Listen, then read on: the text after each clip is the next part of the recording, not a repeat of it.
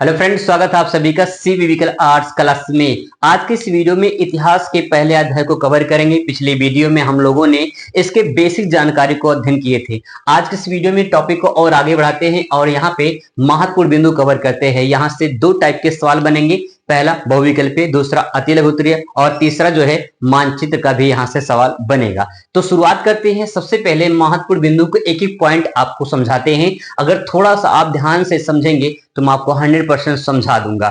दोस्तों, सबसे पहले बात करते हैं। पहला पॉइंट देखिए, लिखा है हड़प्पा मुहर, यानी सिंधु घाटी सभ्यता में मुहर मिले थे या हड़प्पा सभ्यता में मुहर मिले थे, उसे हड़प्पा मुहर कहते हैं। अब इसे देखिए, हड़प्पा जो मुहर है ये सिंधु घाटी सभ्यता की सबसे विशिष्ट और पूरा वस्तु है। पूरा मतलब प्राचीन और वस्तु का मतलब कोई पदार्थ, कोई वस्तु।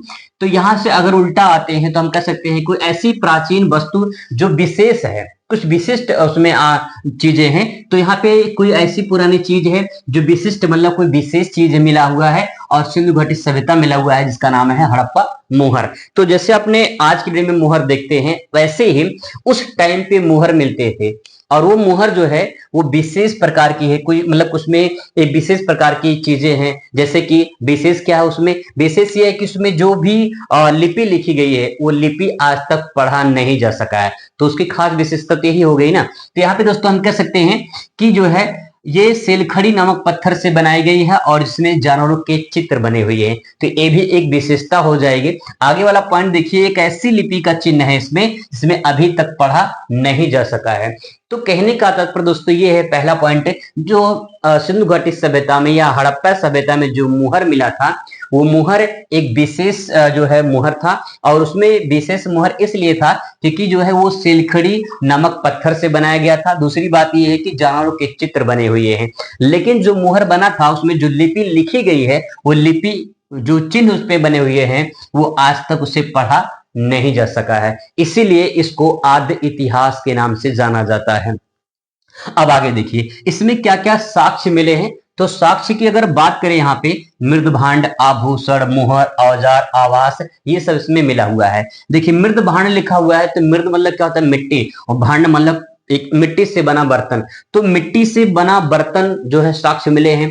कुछ आभूषण मिले हैं, जैसे कि प्राचीन काल में जो है जो आभूषण बनते थे तो वो आभूषण वहां से प्राप्त हुए हैं। मुहर मिला हुआ है, औजार मिले हुए हैं, आवास मिला हुआ है। तो कुछ ऐसे साक्ष्य मिले हैं जिसके आधार पे जो है सिंधु घाटी सभ्यता को बताया जाता है। अगर बात करें हड़प्पा सभ्यता के साक्ष्य के बारे में कि साक्ष्य कहां कहां से मिले हैं, तो इसमें देखिए भारत से, पाकिस्तान से और अफगानिस्तान से साक्ष्य मिले हुए हैं। अगर भारत की बात करें तो लोथल, बनावली, धौलावीरा, राखीगढ़ी, ऐसे कुछ क्षेत्र हैं जहां से सिंधु घाटी सभ्यता के साक्ष्य पाए गए हैं। वही बात करें पाकिस्तान से, तो पाकिस्तान में बड़े बड़े शहर है जैसे कि मोहनजोदड़ो, हड़प्पा, चान्होदड़ो, सुल्तानगढ़, कोरदीजी, ये कुछ मुख्य जो है शहर हैं या क्षेत्र हैं जहां से साक्ष्य प्राप्त हैं सिंधु घाटी सभ्यता के। इसके बाद अगर अफगानिस्तान की बात करें तो यहाँ पे ज्यादा नहीं है, कुछ छोटे से क्षेत्र थे जैसे कि सोटो गई और जो है मुंडीगक, ये कुछ ऐसे क्षेत्र हैं जहां से सिंधु घाटी या हड़प्पा सभ्यता के साक्ष्य प्राप्त हुए हैं। अब दोस्तों आगे बढ़ते हैं। तो सिंधु घाटी सभ्यता में ये देखिए, सिंधु घाटी सभ्यता को हड़प्पा संस्कृति भी कहा जाता है। हड़प्पा संस्कृति क्यों कहा जाता है, उसके पीछे क्या रीजन है, आइए डिटेल में इसको समझते हैं।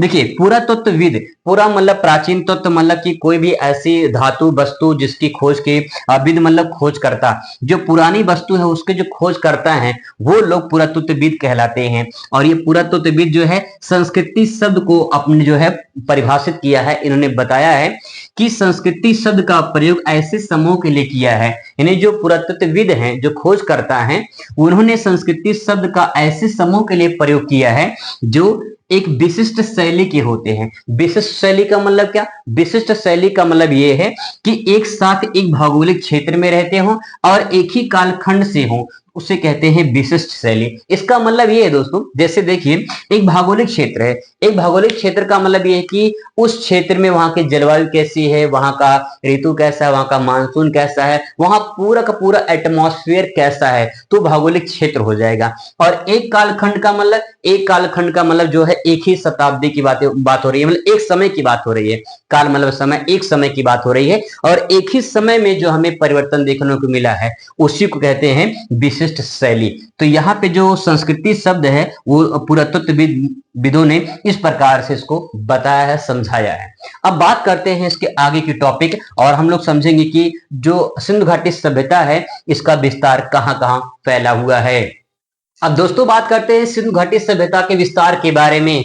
आपको बहुत डिटेल में विथ मैपिंग के माध्यम से समझाने वाले हैं, और यहाँ पे एक एक बात अच्छे से कवर कर देंगे। सबसे पहले दोस्तों बात करते हैं सिंधु घाटी सभ्यता की चारों दिशाओं में कहाँ कहाँ तक फैला हुआ है। यहाँ पे देखिए उत्तर, ये दक्षिण, इधर पश्चिम, इधर पूर्व।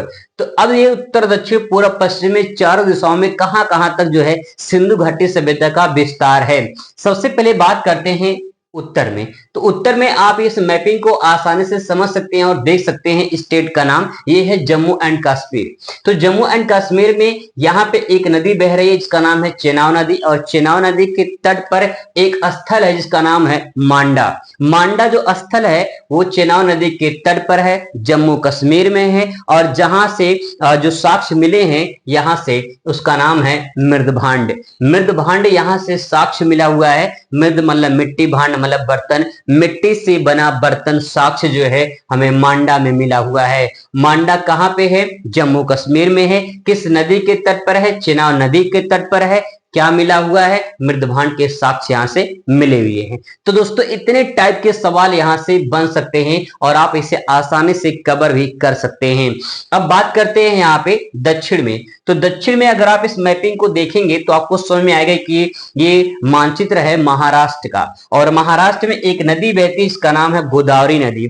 गोदावरी नदी जो है और उसके जो एक सहायक नदी है छोटी सी, इसका नाम है परवरा नदी, और परवरा नदी के तट पर स्थित है स्थल का नाम दैमाबाद। ये दैमाबाद जो है अहमदनगर जिला में पड़ता है, और ये जो दैमाबाद है यहाँ से जो साक्ष्य मिले हुए हैं वो है मानव समाधान का। यानी जो मानव की मृत्यु हो जाती थी तो उसमें जो है उनको दफनाते थे, तो उसके बाद जो है यहाँ जो साक्ष्य मिले हुए हैं वो दैमाबाद से मिला हुआ है। तो अब यहाँ से सवाल देख कैसे पूछ सकता है, पूछेगा कि दैमाबाद स्थल किस राज्य में है? महाराष्ट्र में है। किस नदी के तट पर है? परवरा नदी के तट पर है। और जो है यहाँ से क्या साक्ष्य मिला हुआ है? तो मानव समाधान का साक्ष्य यहाँ से प्राप्त हुआ है। तो दोस्तों उत्तर और दक्षिण का हो गया। बात करते हैं जो है पश्चिम में। पश्चिम में आप मानचित्र देख पा रहे होंगे, ये मानचित्र है पाकिस्तान का, और यहाँ पे जो है जो हमें स्थल मिला हुआ है वो लास्ट में ये है सुतका-गेडोर। यानी जो पश्चिम का सबसे अंतिम है वो है सुतका-गेडोर जो कि बलूचिस्तान में पड़ता है। यहाँ से जो साक्ष्य मिला हुआ है वो है दुर्ग। दुर्ग यहाँ से साक्ष्य के रूप में प्राप्त हुआ है। इसके बाद दोस्तों बात करें ये सुतका-गेडोर किस नदी के तट पर है? तो दशक नदी के तट पर है, जो कि पाकिस्तान में बहकर फिर अरब सागर में चली जाती है। तो दोस्तों तो बात हो गई जो है पश्चिम में। अब यहाँ पे देखिए बात करते हैं पूर्व में। तो पूर्व में अगर दोस्तों बात करते हैं तो यहाँ पे देखिए ये मानचित्र है यूपी का, और यूपी में एक जिला है इसका नाम है मेरठ। मेरठ के आलमगीरपुर में जो है ये जो है साक्ष्य यहाँ से प्राप्त हुए हैं। साक्ष्य का नाम है रोटी बेलने की चौकी। जो रोटी बेलने की चौकी है वो साक्ष्य यहाँ से प्राप्त हुए हैं आलमगीरपुर। आलमगीरपुर किस नदी के तट पर है? जवाब होगा हिडन नदी के तट पर है। किस राज्य में है? यूपी में है। किस जिले में है? मेरठ जिले में पड़ता है। तो दोस्तों इस प्रकार से पूरे के विस्तार को मानचित्र के माध्यम से समझ सकते हैं। कोई रट्टा मार नहीं है, बस अंडरस्टैंडिंग है। थोड़ा सा अगर समझ के साथ आप पढ़ लेंगे तो आपको मैपिंग के माध्यम से सब कुछ समझ में आ जाएगा। अगर इसकी विस्तार की बात करें तो उत्तर से लेकर दक्षिण का जो विस्तार है वो है 1400 किलोमीटर, और पूर्व से पश्चिम के जो विस्तार है वो है 1600 किलोमीटर। ये उसका पूरा विस्तार हो गया। और इसके अंतिम जो पॉइंट है, नहीं जो स्थल है वो कौन कौन से है, मैं आपको मैपिंग के माध्यम से मैंने आपको समझाया है। अब दोस्तों बात करते हैं सिंधु घाटी सभ्यता के काल के बारे में। मोस्ट इंपॉर्टेंट है, यहाँ से सवाल पूछा जाता है।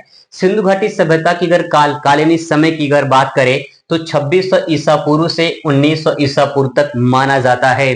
अब इसको 3 भागों में बांट के अध्ययन किया जाता है। एक आरंभिक हड़प्पा, दूसरा विकसित हड़प्पा, तीसरा परावर्ती हड़प्पा। अब दोस्तों इसका मतलब ये है कि सिंधु घाटी सभ्यता को हड़प्पा सभ्यता भी कहते हैं, तो इसलिए यहाँ पे आरंभिक हड़प्पा, विकसित हड़प्पा और परावर्ती हड़प्पा है। तो जो आरंभिक हड़प्पा है इसको 3300 ईसा पूर्व माना गया है कि इसका जो विकास हुआ है वो आरंभिक हड़प्पा का 3300 ईसा पूर्व से माना जाता है। और विकसित हड़प्पा को माना जाता है कि जो 2600 ईसा पूर्व से 1900 ईसा पूर्व तक जो है ये विकसित हड़प्पा माना जाता है। इसके बाद दोस्तों यहाँ पे प्रवर्ती हड़प्पा ये 1300 ईसा पूर्व तक माना जाता है। अगर मैं आपको इसको एक लाइन में समझाऊं तो आप एक डायग्राम के माध्यम से समझ सकते हैं। दो एग्जाम्पल बताऊंगा, आप आसानी से समझ जाएंगे। पहला एग्जाम्पल दोस्तों ये है, आप इसको डायग्राम के माध्यम से समझ सकते हैं। आरंभिक मतलब कि जब शुरुआत में जब इसका एक तरह से उदय हुआ था तो यहां से ऐसे उदय हुआ, ठीक है। और इसके बाद एक विकसित हड़प्पा, तो यहां से ये टर्न होता है इस प्रकार से और यहाँ पे फिर इसके बाद ये नीचे आता है। तो दोस्तों यहाँ पे ध्यान रखेंगे, जो ये वाला पॉइंट है ये आपका पहला नंबर, ठीक है, मैं यहाँ पे लिख रहा हूं पहला नंबर। तो ये आपका शुरुआत का जो है ये आरंभिक हड़प्पा हो गया, पहला पॉइंट। दूसरा पॉइंट ये हो गया आपका, ये दूसरा पॉइंट हो गया, यानी ये दूसरा नंबर हो गया। तो जो है ये विकसित हड़प्पा हो गया।